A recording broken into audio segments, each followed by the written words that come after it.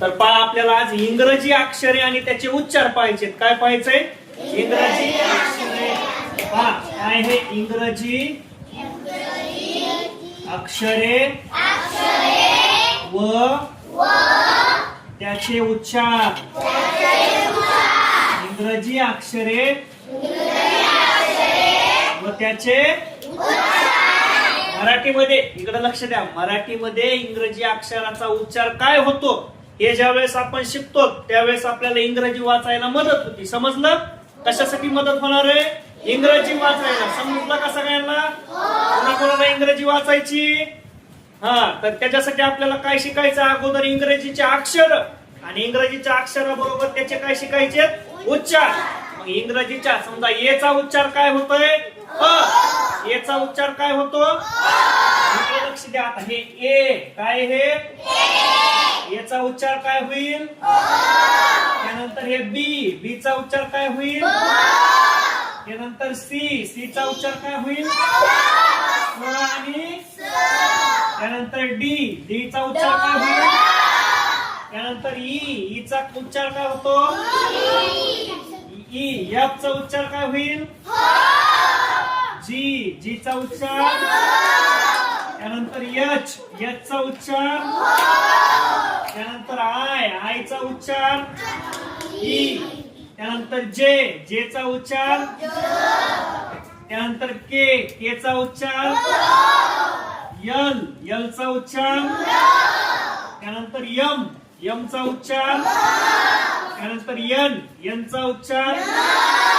त्यानंतर ओ, ओ चा उच्चार. त्यानंतर पी, पी चा उच्चार. त्यानंतर क्यू, क्यू चा उच्चार काय होईल? त्यानंतर आर, आर चा उच्चार. त्यानंतर यस, यस चा उच्चार. त्यानंतर टी, टी चा उच्चार. त्यानंतर यू, यू चा. व्ही, व्ही चा. डब्ल्यू, डब्ल्यू चा. त्यानंतर काय येईल? एक्स चा उच्चार काय होतो? एस, एक्स चा उच्चार काय होईल? त्यानंतर वाय, वाय चा उच्चार.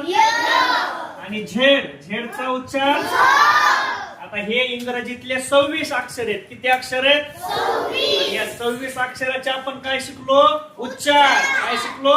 उच्चार. ए चा उच्चार, बी चा उच्चार, सी चा उच्चार, डी चा उच्चार, ई चा उच्चार, एफ चा उच्चार, जी चा उच्चार, एच चा उच्चार, आय चा उच्चार, जे चा उच्चार, के चा उच्चार, एल चा उच्चार, एम चा उच्चार, एन चा उच्चार, ओ चा उच्चार, टी चा उच्चार, क्यू चा उच्चार, आर चा उच्चार, एस चा उच्चार, टी चा उच्चार, यू चा उच्चार, व्ही चा उच्चार, डब्ल्यू चा उच्चार, एक्स चा उच्चार, वाय चा उच्चार, झेड चा उच्चार. हे ज्या वेळेस आपण उच्चार शिकू त्यावेळेस आपल्याला काय करता येईल? इंग्रजी हळूहळू काय करता येईल? वाचायला येईल. मग समजा हे ज्या वेळेस उच्चार शिकतो आपण त्या उच्चारापासून आता आपल्याला काय करायचे असतात? शब्द तयार करायचे. काय तयार करायचे? मग समजा इकडे लक्ष द्या. आता एक शब्द तयार करू आपण. इकडे लक्ष द्या. काय हे? यल. काय हे? हे कोणता वर्ड आहे? हे कोणता अक्षर आहे? मग त्यानंतर यल नंतर समजा आपण घेतलं ए. काय झालं? L A. काय झालं? L A N. L A N. मग एल ए एन चा उच्चार कुणाला सांगता येतो? काय होईल? लँड. काय होतो एल ए एन चा उच्चार? हळूहळू आपण नाही का हे ज्या वेळेस नाही का ह्याचे उच्चार शिकू तशा प्रकारे आपल्याला नाही का उच्चारानुसार शब्द तयार करायचे आणि तशा पद्धतीने आपण हळूहळू काय वाचायला शिकणार आहे?